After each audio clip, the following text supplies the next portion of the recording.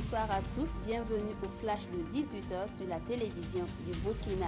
Direction Bobo Dioulasso où le top de départ des conférences de la 19e édition de la SNC a été donné ce lundi 26 mars. Et c'est le thème de l'édition qui a été décrypté avec des élèves et étudiants comme participants. Le conférencier du jour a souligné la place de la culture dans le développement d'un pays. Et pour le cas précis du Burkina Faso, il faut inscrire à tout prix les valeurs culturelles dans les programmes éducatifs, car selon le conférencier, on ne peut valoriser que ce que l'on connaît. 5e jour d'audience au tribunal militaire. Suspendu hier soir, l'audience a repris ce matin aux environs de 9h avec l'examen de la liste des témoins fournis par les différentes parties. Seulement 3 des 25 témoins cités par le général Diendéré étaient présents dans la salle. Ces 3 personnes disent n'avoir pas été citées officiellement à comparaître. À ce 5e jour d'audience, la défense a dénoncé un manque de respect de la part du directeur de la justice militaire. L'audience a été suspendue et reprendra vendredi à 9h.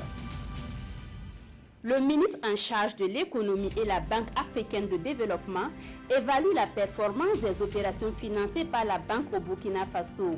C'est la première revue de l'année 2018 et les indicateurs montrent des résultats satisfaisants.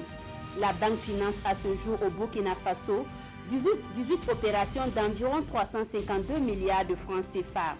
Le taux de décaissement au premier trimestre 2018 est de 38%, un taux supérieur à la moyenne africaine. Cette première revue permettra de faire le point, d'identifier les difficultés et de faire des ajustements. e-Syntax, un produit de déclaration fiscale sur Internet présenté hier aux hommes de médias. Il devrait permettre à 5000 grandes et moyennes entreprises de payer leurs impôts et taxes sur www.esyntax.bf. La conception de e-Syntax a nécessité près de 180 millions de francs CFA.